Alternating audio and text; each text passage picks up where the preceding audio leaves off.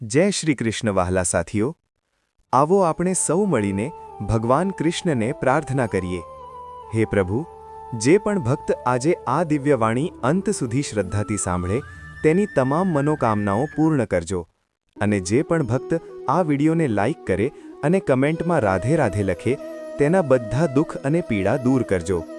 મિત્રો, ભગવાન શ્રી કૃષ્ણ કહે છે, જ્યારે જીવન તમને એવા વળાંક પર લાવીને ઊભું કરી દે જ્યાં કોઈ રસ્તો દેખાતો નથી, જ્યારે મન સવાલોથી ભરાઈ જાય અને કોઈ જવાબ મળતો નથી, ત્યારે ગભરાશો નહીં। હે અર્જુન, દરેક જવાબ શબ્દોમાં નથી મળતો, ઘણા જવાબો મૌનની અંદર છુપાયેલા હોય છે। જ્યારે બહારનું કોલાહલ વધી જાય ત્યારે અંદરનું મૌન તમારી સૌથી મોટી શક્તિ બની જાય છે।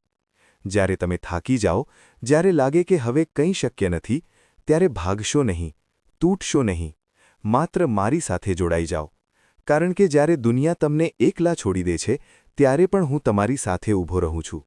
મિત્રો, એક વખત એક છોકરો મહાત્માને મળ્યો અને પૂછ્યો, મારે જીવનમાં કંઈક મોટું કરવું છે, પણ હું વારંવાર નિષ્ફળ કેમ થાઉં છું?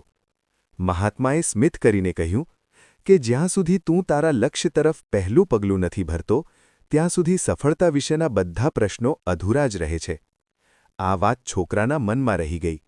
બીજે દિવસે તેણે તળાવમાં એક કમળનું ફૂલ જોયું। તે ફૂલને લઈને તે મહાત્માને મળવા નીકળી પડ્યો। રસ્તામાં તેને ડર લાગ્યો, જંગલ મળ્યો, થાક લાગ્યો અને ઘણી અડચણો આવી। એક સમયે કોઈએ કહ્યું કે કમળ મને આપી દે, હું મહાત્મા સુધી પહોંચાડી દઈશ, પણ છોકરાએ વિચાર્યું, જો હું જાતે નહીં જઈશ તો મારા પ્રશ્નોના જવાબ મને કેવી રીતે મળશે? અને તે ફરી હિંમત કરીને આગળ વધ્યો।